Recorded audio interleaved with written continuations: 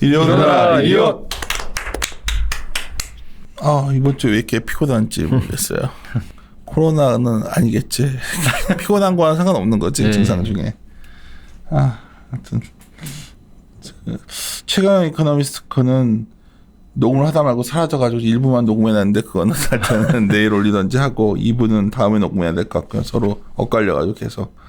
오늘은 또 많이들 관심 갖고 계신 거죠. 그러니까 금이라던가 뭐 예를 들어서 또 하나는 뭐 석유도 있지만 여러 가지 커머디티 가격들에 대해서 오늘 전망을 최현진 연구원 들을 건데, 문제는 이제 이거가 이제 시크릿칼에 대한 어떤 우리의 어떤 가능성도 엿볼 수 있다는 점에서 저도 유심히 좀 차분하게 들어보려고 해요. 그래서 오늘 커머디티 전망 회복대 공급과잉 6월 2일 날 나온 건데 오늘로 바로 올리는 거니까 특히 커머디티 쪽 투자하시는 분들이라든가 또 저 올드 이코노미 관심 있으신 분들, 또 하나는 여러 가지 커머디티 마켓에서 여러 가지 인플레이션 대비하는 전략이라든가 뭐 가능한 게 많잖아요. 그런 것들 수집하시는 분들은 아마 들으시면 상당히 유용하지 않을까 생각됩니다. 먼저 인사드리겠습니다. 윤쌤 윤조입니다. 예, 안녕하십니까. 이베스트에서 원자재랑 중국을 맡고 있는 최진영입니다. 네, 안녕하세요. 이리온 프로데클러 염승환 차장입니다. 항상 이제 댓글 달아주셔서 감사드리고 꼭 그 구독하시고 댓글 좀 달아주시면 감사드리겠고요.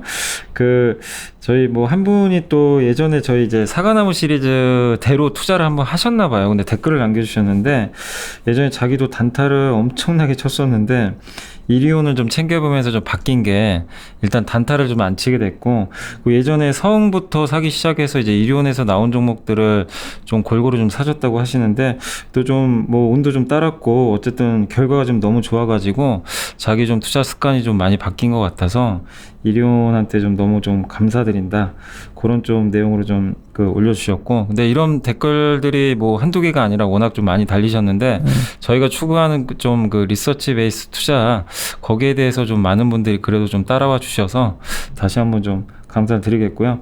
그리고 오늘 원자재 오늘 좀 이제 방송할 텐데, 제가 여기 올라오기 전에도 원자재 좀 방송하러 간다고 하니까 의외로 투자자분들이 그러니까 개인 투자분들이 옛날에 원자재 크게 관심 없었는데 오늘도 보니까 뭐 금, 은 이런 것도 좀 궁금하다, 이런 좀 내용도 좀 얘기해 주셨거든요. 그래서 오늘 방송 한번 좀 잘 들어보시면 좀 좋을 것 같습니다.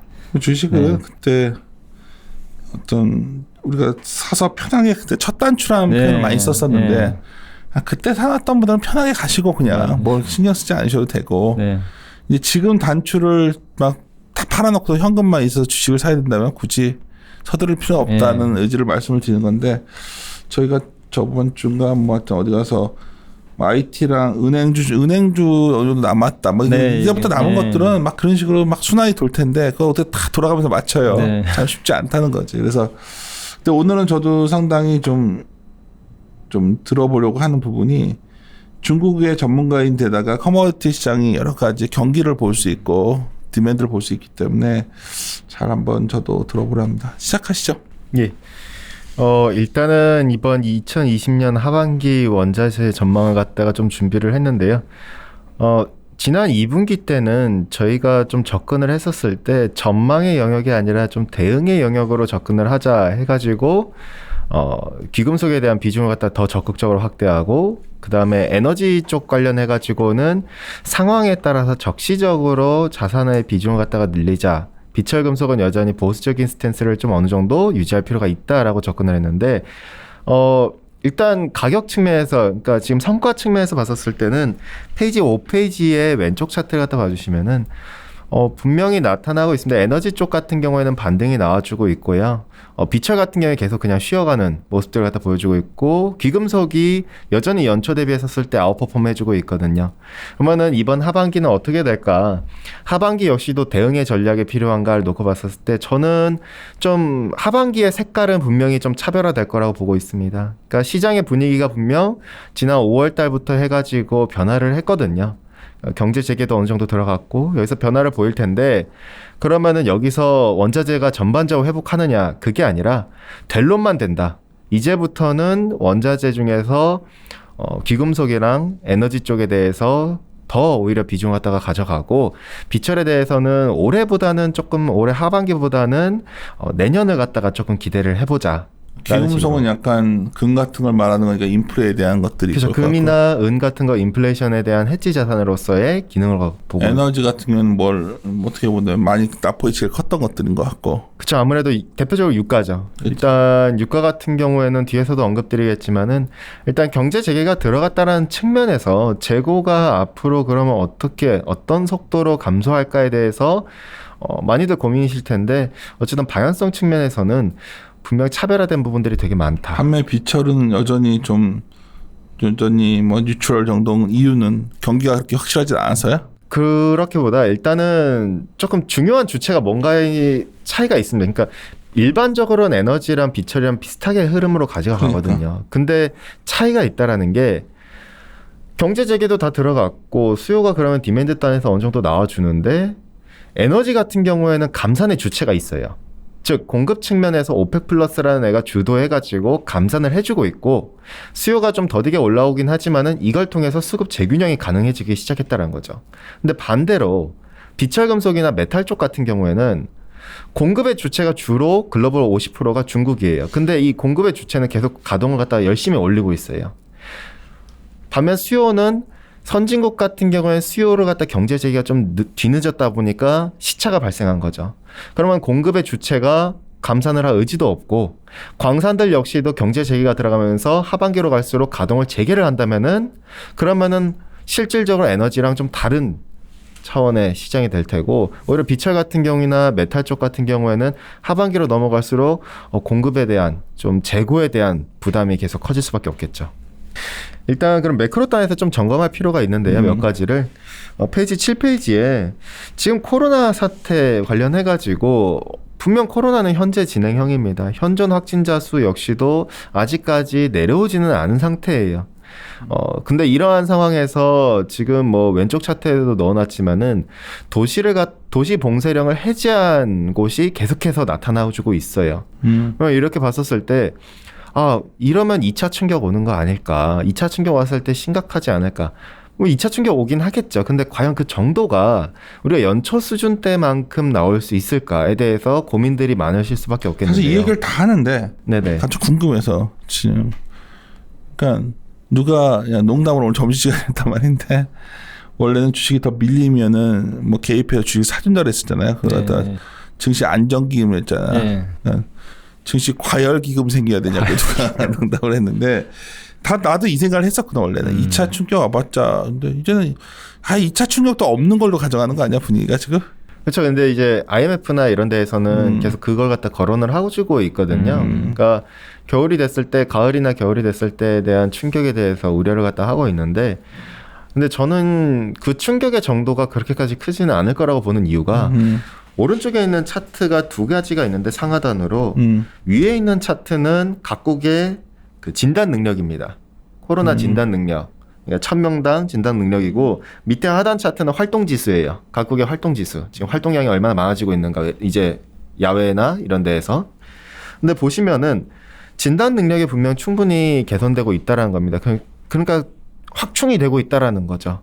그 말즉슨 이걸 기반해서 어떻게 보면은 도시 봉쇄령 해제되고 있다라는 소리거든요. 그러면서 활동량도 늘어나고요. 그러면은 우리가 봤었을 때 아직 해결이 되지 않은 거는 분명하지만은 결과적으로 일상화가 불가피하다면은 지금 통제 수준이 과연 연초 대비했었을 때 강하냐 안 강하냐를 봤었을 때 분명 강화됐다는 것이고 그만큼 진단 능력 자체도 강화됐다는 것에서 예전과의 이러한 초기 대응이나 이런 거 실패했었던 사례만큼은 아니지 않겠는가 정도로 볼 수가 있겠고요.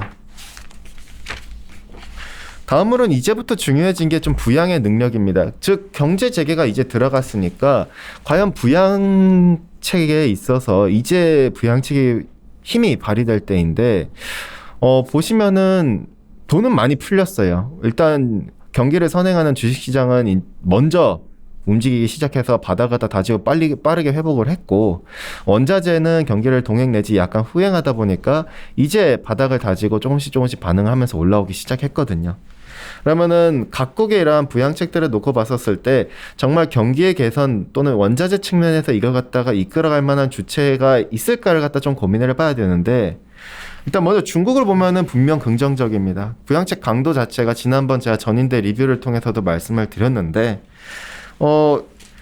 이번 정책에서 의미 있는 거는 중국이 양신 일정이라 해가지고 이 안에서는 신형 도시화, 다시 한 번 더 부동산 카드를 갖다 어느 정도는 꺼내 들었다는 점, 그리고 교통 인프라라는 이러한 카드를 갖다가 다시 한 번 더 강화시켰다는 점에 유의미하겠고요.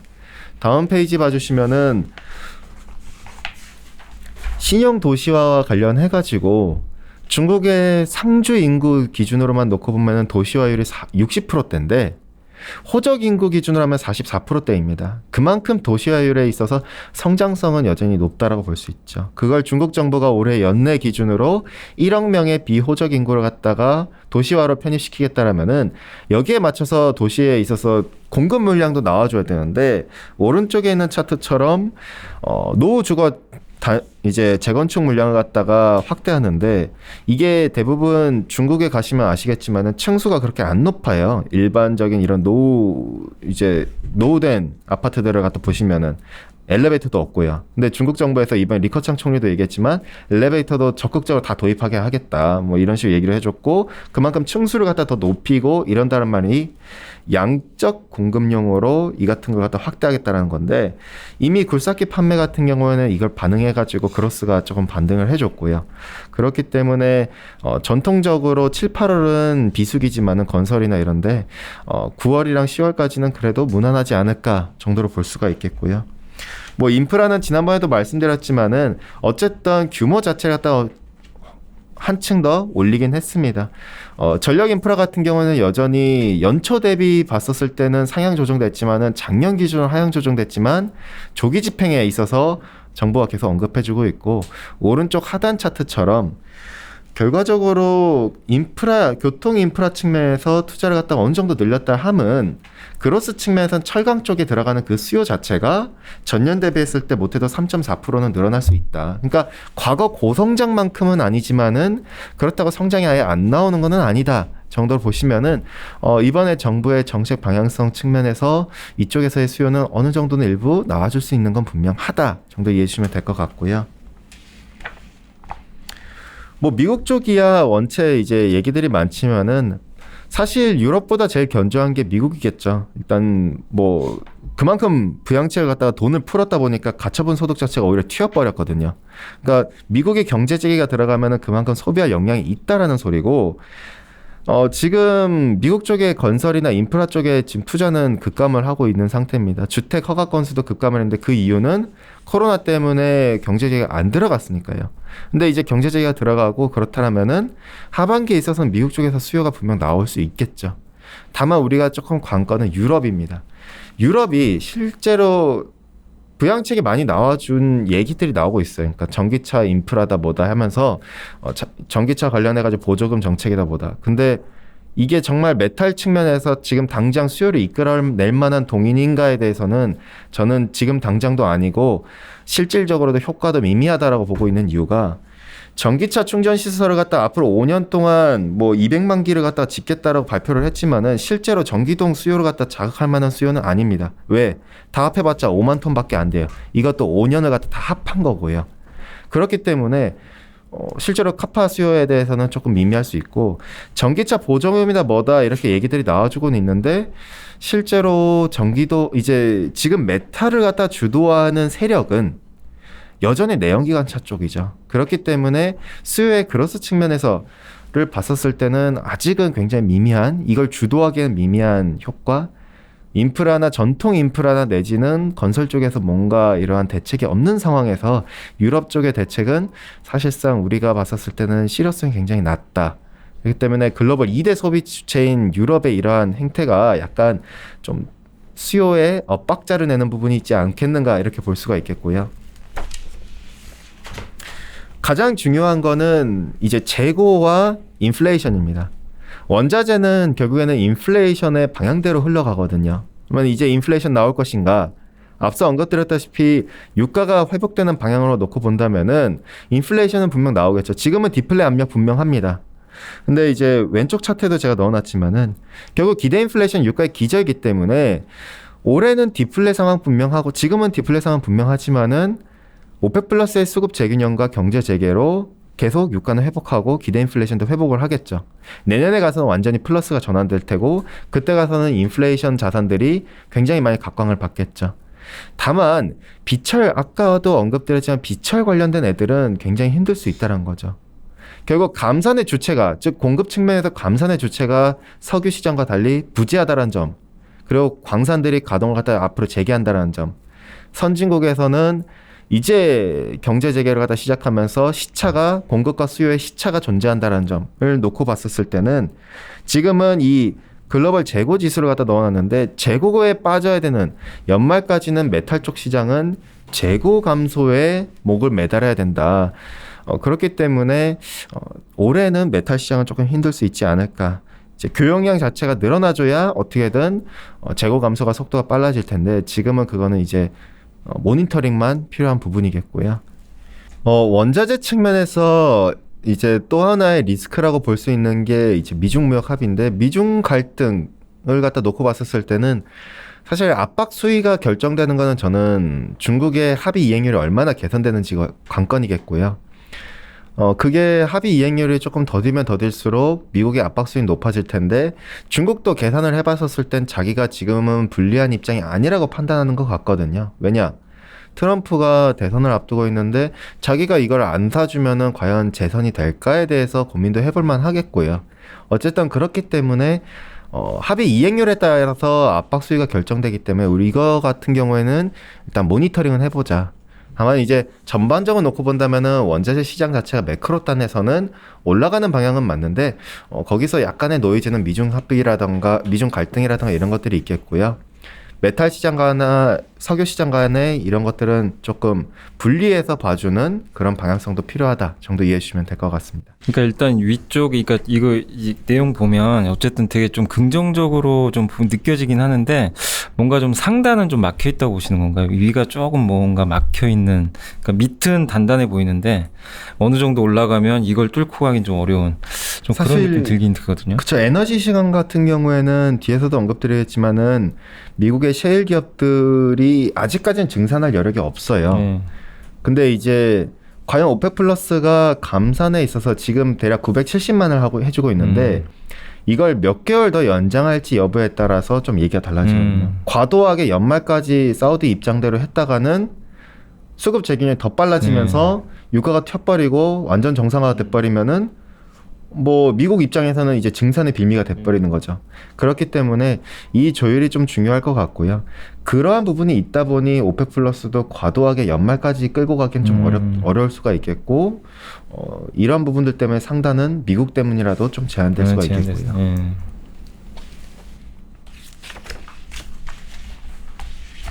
다음은 에너지 시장입니다. 에너지 시장 같은 경우에는 상당히 좀 저는 긍정적으로 좀 접근을 하고 있고요. 일단 지난 5월 초 때도 4월 말 때인가요? 제가 그때 말씀드렸을 때 이제 바닥을 확인할 때다 말씀드렸고 5월 초 때는 바닥을 확인했다라고 말씀드렸고 이제부터는 위로 올라간다라고 말씀드리면 될 것 같습니다. 간다야? 예. 유가 가면 내가 봤을 때는 올드 이코노미들이 받쳐줘야 이게 갈 수 있는 거 아니야? 그렇죠. 이제 대신 어떻게 보면은 유가가 먼저 달려가고 그게 제대로 달려가려면은 저는 이제 내년부터 확실하게 방향성이 바뀌지 않을까라고 보고 있습니다. 유가가 달려가려면 글로벌 디맨드가 뭐 좀 살아나고 뭔가 타변화가 있어 그런 징후가 있어 지금? 어느 정도 제가 뒤에도 차트를 넣어놨지만 있는데요. WTI 기준으로 저는 유가의 상단을 갖다가 50불로 놓고 봤습니다. 그 이유 같은 경우는 바로 말씀드렸다시피 경영 셰일 애들이 있기 때문에 아무래도 오펙 플러스 입장에서는 감산에 있어서 조금 속도 조절이 약간 필요한 부분들이 있다 정도 때문에 이렇게 상단이 좀 제한되지 않을까 정도 이해해 주시면 될 것 같고요. 뒷페이지 봐주시면은 수요 측면에서 먼저 바라보겠습니다. 말씀하신 대로 디맨드 단에서 분명 변화들이 있어요. 일단 우리가 유가 하면은 유가의 제일 큰 소비를 갖다 차지하는 게 결국 자동차향 드라이빙 수요입니다. 50%를 차지하는데요. 왼쪽 하단 차트를 봐주시면은 대중교통 지수만 보더라도 각 국가별로 아직 회복이 더뎌요. 굉장히 더딘데 근데 이거는 언택트 수요, 그러니까 되게 애매하기도 한데 결국에는 코로나를 피하기 위해서 사람들이 대중교통보다는 자가용을 갖다가 이용하는, 저도 사실 어디 나갈 때 자가용을 갖다가 되도록 이용하려 하거든요. 이러한 니즈 때문에 수요가 나온 건데, 오른쪽이 바로 개별 자가용을 통한 드라이빙 수요입니다. 이거 같은 경우에는 사실 미국 같은 경우는 이미 정상 궤도로 어느 정도 돌아섰어요. 즉 이 같은 회복의 흐름들을 봤었을 때는 긍정적인 흐름이 나와주고 있다. 이게 근데 어쨌든 제가 생각하기로도 이게 개별 드라이빙이 훨씬 비중이 높은 거죠. 그쵸. 그죠? 그 대중보다는 대중 아무래도 좀 예. 그런 부분들이 있죠. 19페이지 봐주시면은 그러면은 미국 쪽에서 수요를 놓고 봤었을 때 아무래도 글로벌 최대 석유 소비처니까요. 5월 메모리얼 데이부터 9월 중순까지가 미국은 드라이빙 시즌입니다. 이제 학예 휴가를 떠나고 할 시즌인데, 그럼 미국이 얼마만큼 수요를 해줄 것이냐? 보면 예전만큼 절대 못해요. 왼쪽 하단 차트를 갖다 봐주시면은 미국의 서베이에서 51%가 아직까지도 여행 계획을 갖다 결정하지 못했어요. 그리고 여행을 취소한 사람들이 18%고요. 여기서 더 중요한 점은 여행에 참가하더라도 24%의 응답자들 같은 경우는 여행 기간이나 여행 거리를 단축시키겠다고 응답을 해줬고요. 그럼 뭐야? 수요 안 좋잖아. 근데 안 좋은 건 누구나 알고 있었던 사실이에요.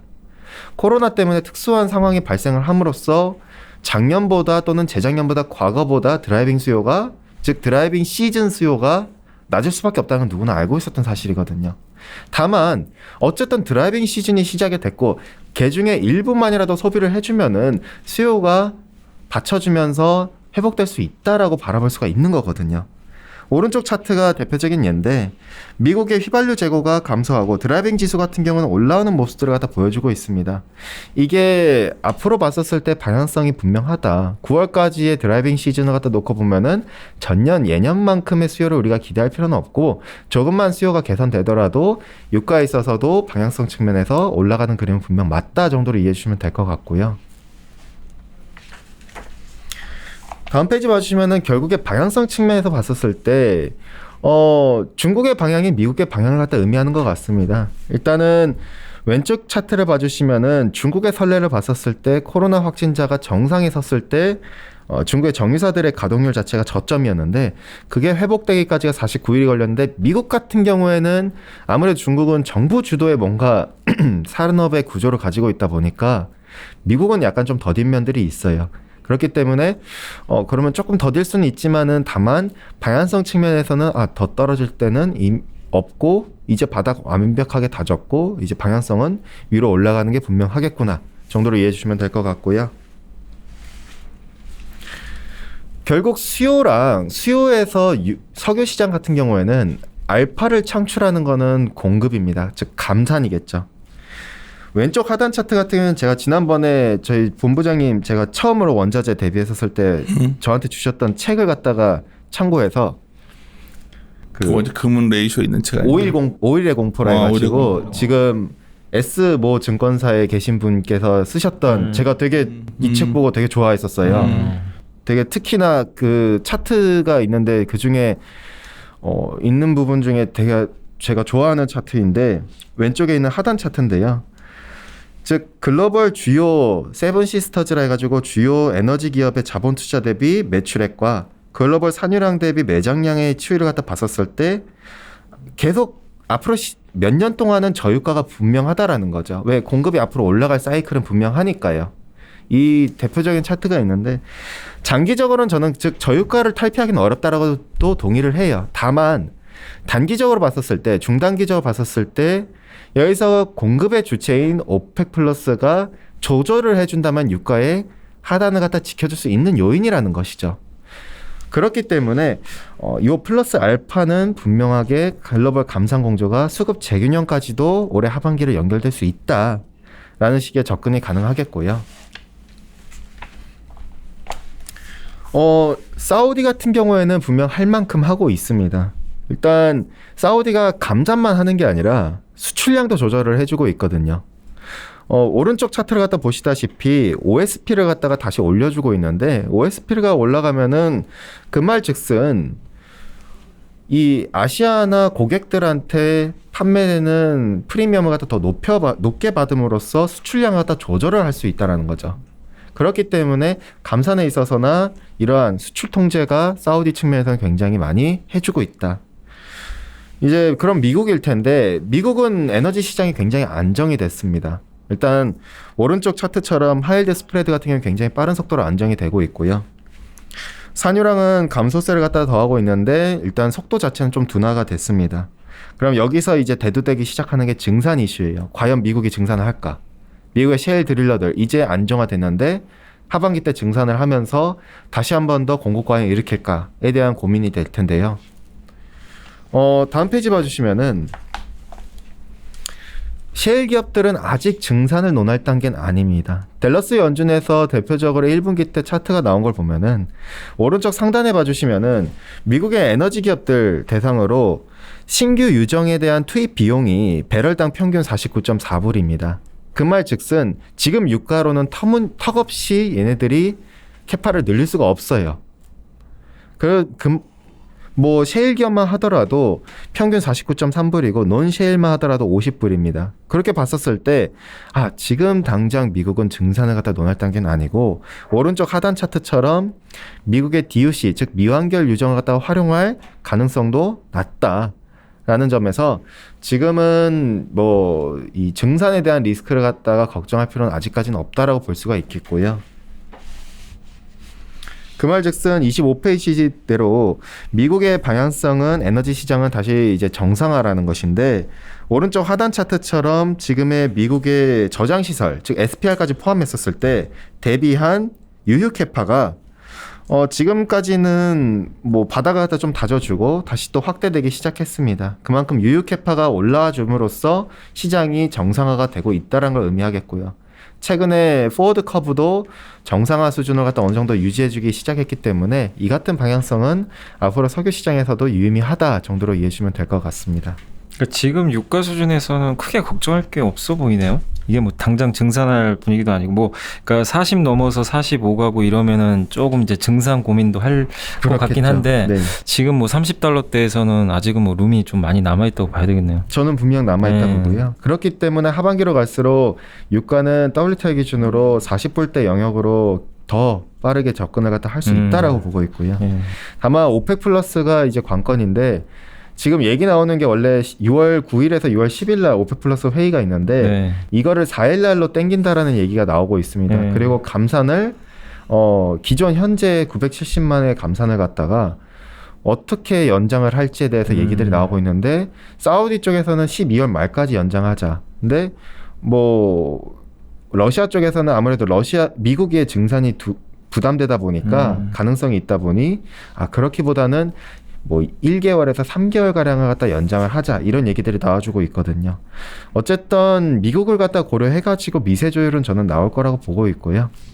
그렇기 때문에 27페이지대로 수급의 재균형 방향은 분명하다라는 측면에서 유가에 있어서는 저는 하반기 때는 큰 걱정은 안 해도 된다 정도로 접근하시면 될 것 같습니다. 정상이라는 단어를 오래간만에 듣고 나니까 정상화가 정말 되는 건가. 금은 정상보다는 약간 안전자산을 나타내거나 인플레에 대한 방어로를 제일 좋지 않았나요? 그렇죠. 사실 연초 대비했을 때 수익률이 유일하게 그러니까 플러스인 수익률은 금밖에 없었고요. 그러니까 기금속이 그만큼 안정적인데 근데 저는 이런 말씀을 하시는 분들이 많으세요. 그러니까 경기가 회복이 되면은 금이 안 좋아지는 거 아니에요? 라는 식의 접근들을 많이 하시는데 근데 그거는 안전자산으로서만의 기능만을 단순하게 보고 접근하신 분들은 그렇게 생각하실 수 있어요. 근데 금은 안전자산으로서만의 기능만 하는 게 아니라 인플레이션 해지 자산이고 무이자 자산이고 거기다가 통화로서의 달러가 약해졌을 때의 제 기능을 발휘하는 게 바로 금이거든요. 이 모든 조합을 갖다가 바라봐야 진정한 금의 가치를 갖다가 알 수가 있겠고요. 금은 올해도 계속 우상향을 갖다 할 거라고 보고 있고 사상 최고치를 갖다 경신하도록 계속 앞으로 쭉 나갈 거라 보고 있고 내년에도 이 같은 방향은 계속 유효하다라고 봐주시면 될 것 같습니다. 다음 페이지 봐주시면은 위기가 끝나면 황금 시대가 끝난다. 근데 저는 앞에서도 언급드렸지만 그렇지 않다라고 봐요. 오른쪽 상단 차트를 갖다 봐주시면은 OECD 경기 선행 지수랑 금과 전기동 간의 레이쇼를 그렸을 때 방향성 측면에서 약간 좀 역방향으로 흐릅니다. 근데 이렇게 보면은 경기가 그럼 개선될 때 금이 안 좋아지지 않느냐? 왜 금과 전기동 간의 레이쇼니까요. 근데 그게 아니라 주도주만 바뀔 뿐 실제로 수익률은 폭발적이었다라는 거죠. 밑에 하단 차트를 봐주시면은 2008년대 당시를 갖다 2008년과 2009년대 당시를 갖다 살펴보면은 실제로 금 같은 경우에는 수익률이 계속해서 우상향하는 그림을 보여줬었습니다. 그 말즉슨 주도주가 즉 바톤 터치가 된다라는 거죠. 금에서 실제 주도주가 은이 되고 그 다음에 전기동이 되는 이 같은 순서가 나타난다 정도로 보신다면은 금은 여전히 안정적이고 굉장히 수익률을 갖다 낼 수 있는 긍정적인 자산이다라는 점은 여전히 분명하다고 볼 수가 있겠고요. 33페이지로 가시면은 더 중요한 거는 이제 정말 기대 인플레이션이 돌까? 인플레이션 해지 자산으로서의 금에 있어서 가장 리스크는 디플레이션입니다. 안전자산 수요가 빠져서가 아니에요. 안전자산 수요가 빠진다 하더라도 안전자산으로서의 역할은 단기적인 영향이지 실제로 금을 주도하는 영향은 없습니다. 중요한 건 인플레이션인데 금 같은 경우에는 디플레가 왔었을 때 굉장히 리스키한데 지금은 분명 디플레예요. 다만 유가의 방향성이 말해주고 있죠. 유가가 점진적으로 회복된다. 경제 재개가 되니까요. 그렇게 치면은 방향성 측면에서는 금도 더 날아갈 수 있다라는 소리거든요. 우리가 고민을 해보면은 지금 어떤 중앙은행도 금리를 못 올려요. 올릴 수도 없고요. 지금 상황 자체가 굉장히 안 좋으니까 언제 정상화될지도 모르고 정상화가 된다 하더라도 자산 정상화 갖다 하기까지가 과거 금융위기 때 보시면은 굉장한 오랜 시간이 걸렸다는 걸 알 수가 있습니다. 그러면은 명목금리 같은 경우에는 어떻게 보면 정책금리가 안 움직이니 계속 스테이블하게 박스권 안에서 움직이면은 결과적으로 기대 인플레이션이 회복되면서 실질금리는 마이너스로 가게 되는 거죠. 금과 실질금리가 역방향을 그리는데 실질금리가 더 마이너스로 가면은 금은 더 치고 올라갈 수가 있다라는 것이죠. 그렇기 때문에 금은 내년까지도 수익률이 굉장히 높을 수 있다. 우리가 사상 최고치 절대 문제가 저는 박스권 이런 얘기 하는 게 아니라 사상 최고치가 달성할 수 있다라는 가능성 저는 문제될 거 없다 정도 이해해 주시면 될 것 같습니다. 컨디션이 안 좋아서 지금 반문을 못 하고 있는데 네. 아니 지금 만약에 그렇게 경기가 좀 나아지고 정상화되고 그렇게 되면 금은 좀 주춤하지 않겠어? 인플레 기대가 확 생겨야지나 금이 올라가지. 그런 정도는 아니잖아 지금. 근데 중요한 거는 결국에는 실질금리거든요. 제가 아까 전에도 말씀드렸다시피 결국 실질금리와 금은 역방향을 그립니다. 근데 실질금리를 구성하는 게 명목금리 빼기 금리가 낮으니까 물가가 올라오면 결국 그렇게 되니까. 그렇죠. 근데 유가가 우리가 여기서 박스권이라고 예상하시는 분들이 의외로 좀 있으세요. 근데 유가가 지금 경제재해가 되면 회복되는 건 분명해요.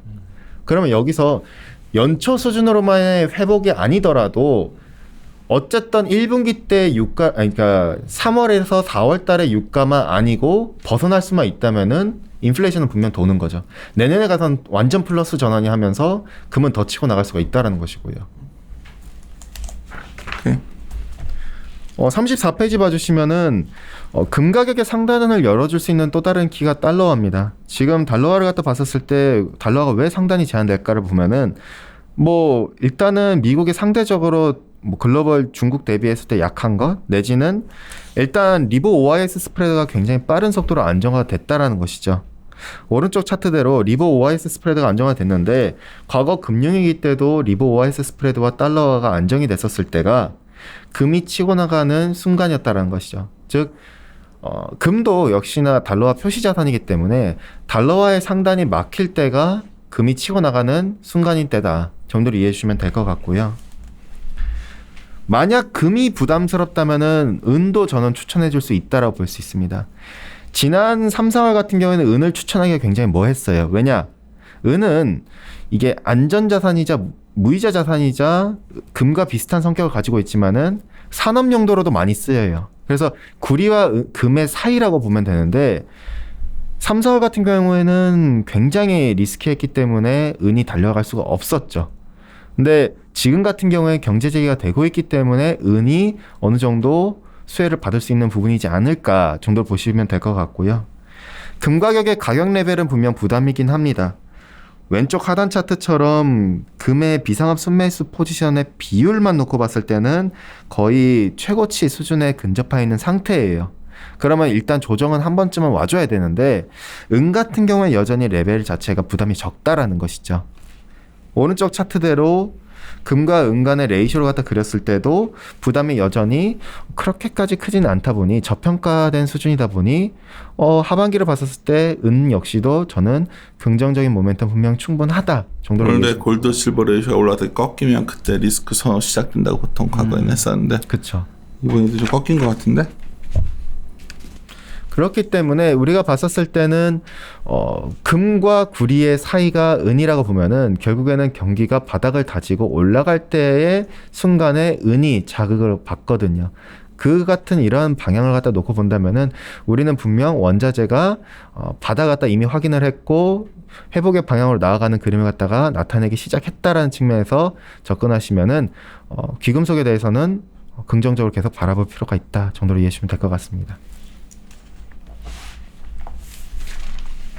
자, 이제 전기. 이번엔 메탈이 좀 많아요. 와우, 500 굉장히 기네. 이게 보통 연을 보시는 분들이 잘 없으셔서 이번엔 제가 연도 좀 추가를 했거든요. 왜냐면 이제 보통 기업들 중에 아연 하나만 하시는 기업들이 없어요. 보통 광산이나 이런 거랑 연관된 기업들은 금도 하고 은도 하고 아연도 하고 연도 같이 하거든요. 보세요. 예, 금속 시장 하반기에 대해서 봤었을 때 분명 그동안 계속 우울해 왔습니다. 그나마 광산들이 셧다운이 발생해가지고 가격 측면에서 하단을 갖다 빠르게 지켜주고 올라와 줄 수 있었는데, 근데 하반기를 봤었을 때는 과연 이 같은 추세가 이어질 수 있을까에 대해서 약간 좀 고민이 되는 부분이고요. 구리는 그나마 재고 부담이 좀 덜하기 때문에 뭐 양호할 수 있겠는데, 나머지 금속들 같은 경우에는 재고 부담도 있고 공급에 대한 부담도 굉장히 높습니다. 수요에 대한 부담 역시도 높고요. 이런 걸 봤었을 때 올해 하반기보다는 저는 금속 시장은 내년에 대해서 더 긍정적으로 바라볼 필요가 있지 않을까에 대한 뷰를 갖다가 말씀드리면 될 것 같고요. 먼저 구리입니다. 구리 같은 경우에는 그나마 여타 금속들 대비했었을 때 가장 양호한 시장이긴 한데 여전히 약간 좀 수요가 좀 더딘 부분들도 어느 정도 없지 않아 있고요. 일단 코로나 사태로 인해서 구리 가격이 지난 몇 개월 동안 하단을 지켜주고 빠르게 올라와 줬는데, 코로나가 수요만 위축시킨 게 아니라 광산도 위축시켜버리고 재련소도 박살내버렸어요. 실제로 오른쪽 하단 차트처럼 광산의 공급이나 이런 것들을 갖다 좀 나타낼 수 있는 스팟 TC 같은 경우에는 이미 벤치마크 TC를 갖다가 급격하게 하회하기 시작했습니다. 그만큼 이제 정관 공급이 부족하다는 의미거든요. 결국엔 이런 것들은 또 재련소들의 병목 현상을 갖다 이야기하겠고요. 두 번째는 장기적으로 광산들의 확장 사업을 갖다 연기시키게끔 만드는 요인입니다. 일단 오른쪽 상단 차트처럼 캐시 코스트만 볼 게 아니라 AISC 코스트라 해가지고 캐펙스 투자를 감안한 광산의 코스트를 갖다 놓고 보면은 이것 때문에 가격이 이걸 하회하면서 캐펙스 투자도 지연시키고, 그러면 장기적으로 봤을 때 오른쪽 하단 차트처럼 광산들의 미래에 있어서의 공급이 증가될 부분을 갖다가 좀 수년시켜버리는 효과가 발생하거든요. 근데 다만 우리가 단기적으로 봤었을 때 경제 재개는 수요만 개선되는 게 아니라 광산들도 재개를 해요. 실제로 페루 같은 경우나 글로벌 2대 광산인 내지는 멕시코 쪽도 그렇고 광산 가동을 갖다가 다시 재개가 들어갔어요. 이게 재개가 된다면은 칠레는 아직 동참을 안 한 상태지만은 연말로 갈수록 계속 동참을 하겠죠, 광산들이. 그 말즉슨 가동률이 올라오면서 사실상 공급이 늘어나게 되고 병목 현상이 완화될 수 있다는 걸 의미하겠고요. 장기적으로 봤었을 때 중국이 조금 유의미한 조치를 해준 게, 재련 기업들 입장에서는 TC가 내려가주면 안 좋거든요. 근데 중국이 새로운 공급 사이드 개혁의 카드를 꺼냈습니다. 지난 3월 11일 날에도 그랬고 양해 기간 중에서도 전기동 관련해가지고 신규 캐파의 무분별한 증설을 갖다가 통제하겠다라 얘기를 해줬거든요.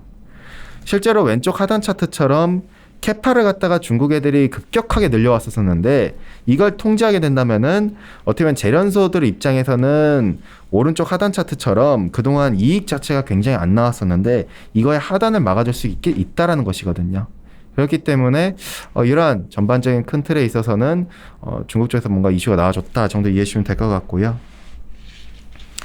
수요 측면에서는 중국이나 미국은 긍정적이지만 유럽에 대해서는 조금 고민이 되는 부분입니다. 일단 올해를 놓고 봤었을 때 여전히 수요에 있어서는 2.97%가량 좀 충격이 불가피하다라고 보고 있고요. 46페이지 보시다시피 중국 쪽은 수요가 그나마 긍정적인데 오른쪽 상단 차트처럼 동선 가동률이 빠르게 올라와주고 있어요. 이쪽의 수요가 굉장히 빠르게 올라온다는 거는 그만큼 전력망단에서 수요가 나오고 있다는 소리겠고, 뭐 하단 차트처럼 가전기기 쪽 단에서나 전자기기 단에서 수요가 여전히 더딘 부분은 있지만은 이것들 같은 경우에는 부동산 경기 지수를 약간 후행하기 때문에 부동산 경기 지수가 최근에 반등이 나와줬고 추세적으로는 어느 정도 안정화될 수 있는 건 분명하다라고 볼 수가 있겠고요. 미국 쪽도 어차피 매크로 단에서 설명과 동일할 테고 다만 유럽 쪽 같은 경우에는 여전히 건설이나 이쪽에 대해서 구리 수요가 더디다라는 관점에서 실질적으로 49페이지 보시다시피 수급 밸런스를 놓고 봤었을 때 근소한 차이로 공급 우위가 불가피하다. 다만 중국 쪽에서 수요가 좀 긍정적이고 이러한 재고 감소 속도가 빠르다는 점에서 구리 같은 경우에는 프리미엄 같은 경우는 점진적으로 올라갈 수 있다. 이렇게 보시면은 구리에 있어서는 그나마 여타 금속 대비 긍정적인 시장이 맞다 정도 이해해 주시면 될 것 같습니다.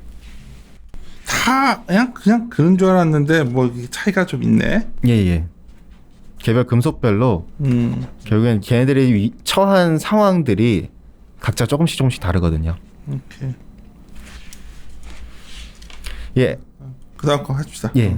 알루미늄에 대해서 말씀을 드리자면은 알루미늄은 공급 과잉을 피할 수 없다라고 볼 수 있습니다. 여타 금속들 대비했을 때 가장 공급 과잉 우려 사태가 심각한 게 알루미늄이라 보고 있고요. 페이지 52페이지 봐주시면은 캐시 코스트를 갖다 코스트 커브를 그려봤었을 때 지금의 광산들을 이제 알루미늄 기업들 같은 경우는 생산 비용 측면에서 중국계가 40%, 중국 이외 지역 같은 경우 23%가 손실이 나는 구간이 맞거든요. 근데 웃기게도 공급이 많이 안 빠져요. 지금 알루미늄 공급이 왜 그럼 많이 안 빠질까 갖다가 제가 좀 많이 고민을 해봤는데 첫 번째 이유 같은 경우에는 선진국들 중심으로 대다수가 정부가 보조금 막 주고 있잖아요. 이제 기업들한테 해고하지 말라 이런 식으로 해가지고 보조금을 주다 보니까 알루미늄 기업들이 이 가동률을 계속 유지를 해주고 있어요. 그러니까 수요가 없는데 공급이 계속 나오고 있다는 소리죠. 두 번째는 중국인데 오른쪽 하단 차트를 봐주시면은 중국의 알루미늄을 갖다 만들 때 톤당 이익 자체가 계속 플러스 상황이에요. 가동률도 계속 견조하고요. 왜 이럴까 놓고 봤었을 때 중국 애들의 비용 측면에서 절감 효과가 나오면서 이 같은 흐름들이 나와주고 있다는 거죠. 그렇기 때문에 이런 것들이 굉장히 공급 과잉에 대한 우려를 갖다 계속 자극하시는 요인이 된다라고 볼 수가 있겠고요. 그럼 중국 쪽에서는 왜 이렇게 공급이 많이 나올까를 갖다 놓고 봤었을 때 일단은 중국 이외 지역 같은 경우에는 공급이 견조하고 왜 중국은 공급이 많이 나올까? 왜냐하면 중국 쪽에서 수요가 많습니다. 즉 진짜 우리가 말하는 엔드 유저 단에서 수요를 말하는 게 아니라 알루미늄의 원료인 알루미나에 대한 수요가 중국 쪽에서 많다 보니까 중국 이외 지역 애들이 중국에다 납품하는 양이 많아지게 되는 거죠. 이게 공급 과잉을 일으키는 요인이라 볼 수가 있겠고요. 실제로 오른쪽 상단 차트를 봐주시면은 중국 쪽 같은 경우는 작년에 노천광산에 대해서 규제를 하고 알루미늄의 원료인 보크사이트에 대해서 수입 쿼터제를 갖다 제시를 하면서 사실상 중국 이외 지역과 중국 지역 간의 가격의 스프레드가 발생을 했습니다. 이게 너무 견조하게 많이 나타나주고 있어요. 이것 때문에 중국 같은 경우는 자기들이 자체 생산할 바에는 수입산을 조달을 하는 거죠. 알루미나 자체를요. 그러면서 중국 내 지역 같은 경우 알루미나 생산 가동률이 계속 빠지고 있는 반면에 수입 마진은 계속 개선되고 있고 수입량은 계속 늘어나주고 있어요. 이 같은 흐름들이 중국 이외 지역에서는 여전히 견조하게 공급도 늘어나주고 있고 정부 보조금까지 나오면서 중국 이외 지역은 공급을 계속 견조하게 해주고 있는 부분들이다. 그렇게 봤었을 때 실질적으로 얘네들 같은 경우에 타격이 없어요. 코로나 사태로 그렇게까지 큰 타격이 없다 보니 공급 측면에서는 여전히 견조하게 나올 수 있는 부분이고 수요 측면에서는 뭐 앞서 구리랑 거의 비슷한 맥락이 나올 텐데 59페이지 봐주시면은 결국엔 이 같은 공급의 흐름 때문에 왼쪽 제일 끝에 있는 차트처럼 결국에는 공급 우위인 시장이 될 수밖에 없다라는 것이죠. 올해 같은 경우에 알루미늄 같은 경우에는 200에서 400만 톤가량 공급 우위가 발생이 불가피하고 이 같은 흐름들은 프리미엄 단에서도 그냥 현재 수준에서 지지부진한 그림 이렇게 봤었을 때 지금의 알루미늄 같은 경우에는 올해는 재고 감소밖에는 답이 없다라는 흐름으로 봐주시면 될 것 같습니다. 알루미늄 수요가 그게 건설이나 뭐 자동차 이런 거잖아요. 예. 어디가 제일 높은 거예요? 수요 건설이 근데 모든 그 메탈은 건설이나 인프라가 가장 큽니다. 인프라 쪽에. 예. 근데 이제 연 같은 경우는 좀 다른 게 연은 좀 자동차 배터리나 이쪽으로 들어가니까요. 예. 다음은 아연입니다. 아연이 지금 가격이 좀 견조하면서 좀 아연에 대해서 긍정적으로 보시는 분들이 계신데 저는 하반기로 갈수록 아연이 좀 안 좋아 보이고요. 근데 뭐 알루미늄만큼 안 좋아 보이는 건 아닌데 어쨌든 광산들이 가동을 재개를 한다라는 점에서 저는 안 좋아 보인다. 페이지 62페이지 봐주시면은 코로나 사태로 중국 이외 지역들의 셧다운이 분명 심각합니다. 글로벌 최대 광산 공급 주체인 중국이 있는데 중국은 좀 회복이 되고 있는데 중국 이외 지역들 같은 경우에는 지금 최근에 스파티시가 굉장히 빠른 속도로 내려가지고 있어요. 이 말즉슨 공급이 그만큼 공급 차질이 발생하고 있다는 거고 오른쪽 차트를 봐주시면은 중국산 정관 가격과 수입산 정관 가격 간의 스프레드를 그려봤었을 때 역전이 됐는데 이 말즉슨 그만큼 중국 이외 지역의 공급이 굉장히 타이트하다는 걸 의미하겠고요. 이 말즉슨 이제 좀 재련 기업들 딴에서는 수익이 나오기 어렵다라는 구조거든요. 실제로 병목 현상도 발생하고 있고요. 63페이지의 왼쪽 하단 차트처럼 아연 기업들의 재련 이익은 계속 빠지고 있어요. 그렇게 되면서 정광도 공급이 부족하다 보니까 가동률도 계속 빠지고 있고요. 마진도 줄고 그쵸. 큐도 안 줄고 그쵸. 이쪽 기업들은 실적 안 좋겠네. 근데 중요한 거는 공급이 하반기로 갈수록 늘어날 수 있다는 건 분명합니다. 오른쪽 차트를 봐주시면은 중국이 대표적인 사례인데 중국 같은 경우에는 가동을 갖다 빨리 재개를 했죠. 그러면서 광산에 있어서 가동률이 튀기 시작했습니다. 중국 이외 지역들은 페루도 제가 앞서 언급드렸다시피 광산의 가동을 재개를 했고 3단계별로 단계적으로 광산 가동을 재개를 하면서 9월까지 정상화를 갖다 목표로 하고 있고요. 멕시코도 6월 이전에 조업 완벽한 재개를 갖다가 시사를 했습니다. 이렇게 본다면은 중국의 방향대로 중국 이외 지역들도 광산의 가동이 재개가 되면은 해상 조당 기간까지의 그 시차를 갖다 고려했었을 때 못해도 7, 8월부터 병목 현상 완화되면서 TC는 다시 반등해 줄 수 있다라고 볼 수가 있겠고요. 여전히 방향성 측면에서는 광산들은 공급은 계속 달려간다고 볼 수가 있겠고요. 수요단에서는 철강이랑 어떻게 보면 아연은 동일하게 가는데 왜냐 이 수요 자체가 도금향이 많아요. 근데 그럼 철강의 수요가 돌아야 되는데 수요 측면에서는 앞으로 돌기는 하겠는데 약간 좀 차별화되면서 돌겠죠. 중국 쪽 같은 경우는 견조하게 돌긴 하지만은 중국 쪽의 아연 도금 가동률이 방향성 측면에서 조금 중요한 점이 철강 기업들의 마진이 빠른 속도로 개선이 되고 거기서 공급량도 적절하게 나와줘야 도금량 수요가 나와줄 수가 있거든요. 근데 아직까지는 그게 완벽하게는 안 나와주고는 있습니다. 왜냐? 중국에서 여전히 철광석 가격이 높은 레벨을 갖다가 부담을 안고 있고 브라질 단에서는 코로나 때문에 공급 차질 요인이 있다 보니까요. 근데 이제 좀 중국 이외 지역들 같은 경우에는 유럽 같은 경우에는 굉장히 좀 더딘 수요가 나타나주고 있거든요. 그러니까 철강 수요랑 봤었을 때 아연 수요가 약간 좀 후행을 하긴 하는데 이 같은 수요가 좀 부진한 흐름들을 놓고 봤었을 때 그리고 광산들이 조업을 재개한다고 봤었을 때 가격 측면에서는 공급 우위 불가피하다. 다만 아연 관련 재련 기업들 단에서는 TC가 다시 하반기 때 반등해 준다면 이쪽 부분에 있어서 조금은 개선될 요인은 있다 정도로 이해해 주시면 될 것 같습니다. 이게 여기까지 좀 듣다 보니까 유럽이 되게 계속 이제 부진하다는 게 반복되는데, 근데 예. 나중에라도 유럽이 진짜 조금 경제가 좀 이렇게 좋아지게 되면 네.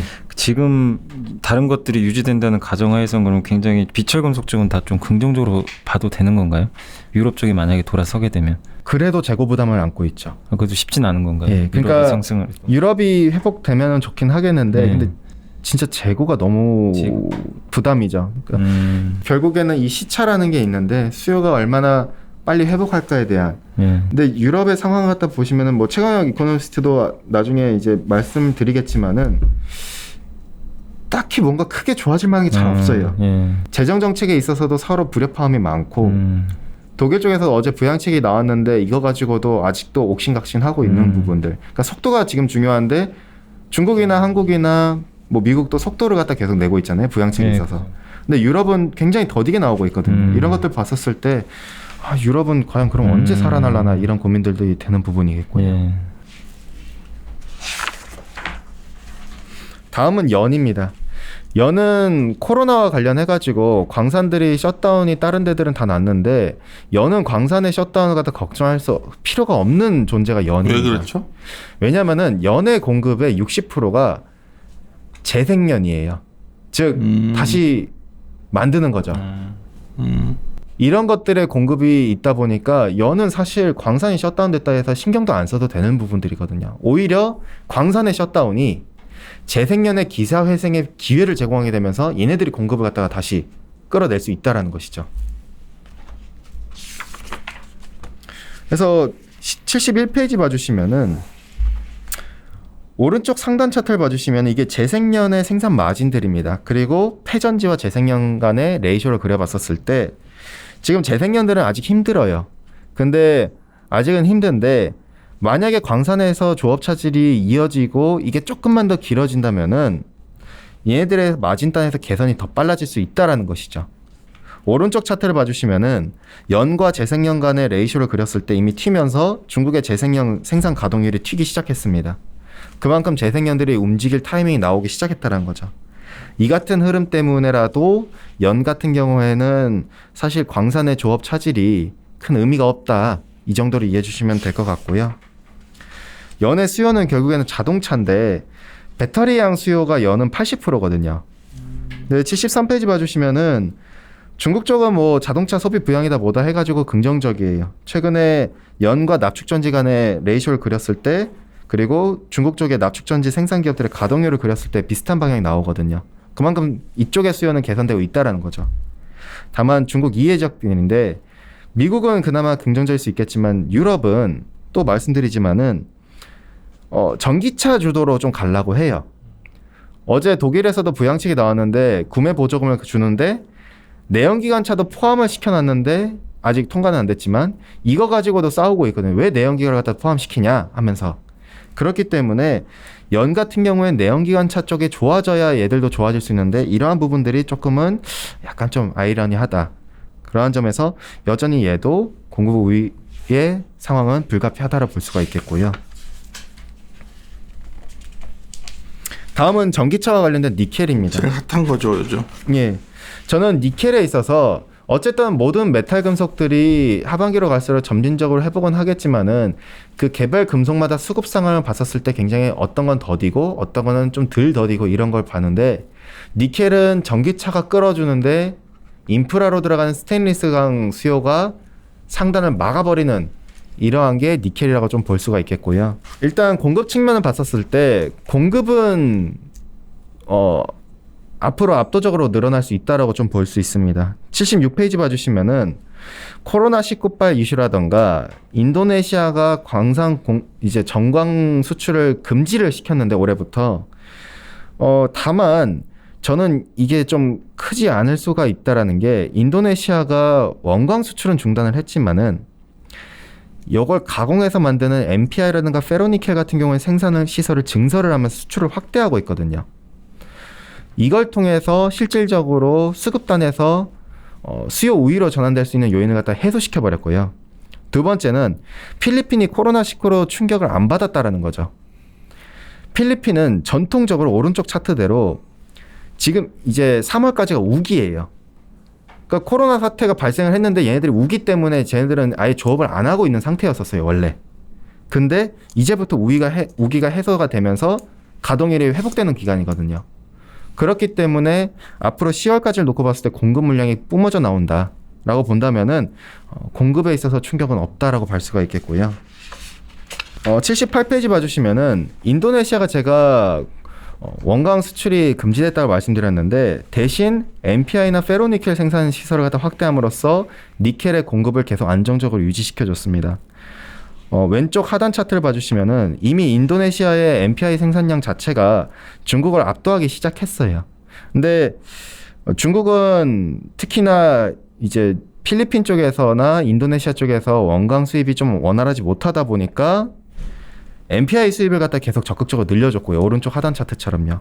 근데 중요한 거는 필리핀이 이제 광산의 조업이 계절성이 끝나면서 재개를 하면은 NPI 수입량을 갖다 어느 정도 조절을 하고 원강 수입을 갖다 확대를 하겠죠. 그러면 다시 또 인도네시아와 중국 간의 NPI 공급 과열 경쟁이 다시 한 번 더 심화될 거라고 볼 수가 있겠고요. 그렇기 때문에 실질적으로는 코로나 쇼크로 공급이 빠진다? 저는 니켈은 그렇게까지 차질 없다라고 볼 수가 있겠고요. 다음은 수요입니다. 80페이지 봐주시면은 전기차량 수요, 즉 전기차 배터리양 수요인데 이쪽은 긍정적이에요. 그러니까 그동안은 굉장히 부정적이었거든요. 언제였죠? 2019년 그때쯤을 갖다 기준으로 해가지고 니켈에서 전체 수요 비중에서 전기차가 차지하는 비중이 8.34%였어요. 근데 이게 보조금이 후퇴되고 하면서 빠르게 내려오면서 지금 현재 4.69%입니다. 그러니까 여전히 니켈에 있어서는 전기차가 그동안은 굉장히 안 좋았다라는 거였고요.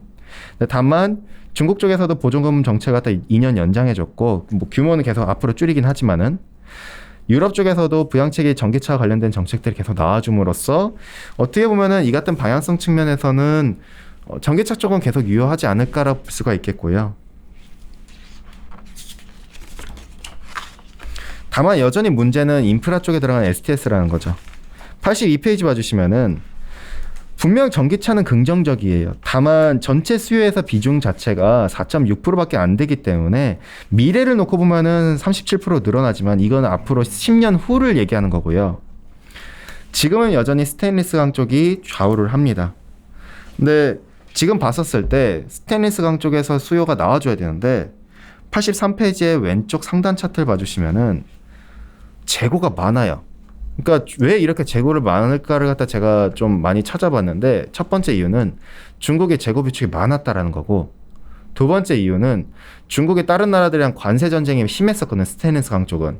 그러다 보니까 재고가 계속 쌓였었던 거죠. 과거 5년 동기간 평균치를 갖다 상회할 정도의 재고가 해소가 분명히 필요하다. 오른쪽 상단 차트를 봐주시면은 스테인리스 기업들의 생산 이익인데 마진인데 가동률이 굉장히 낮거든요. 그러니까 재고가 빨리 해소돼야 얘네들도 마진이 나오면서 수요도 나와주니까 그러면은 공급량을 늘릴 테고 니켈 수요도 올라올 텐데 아직까지는 굉장히 좀 더디다라는 거죠.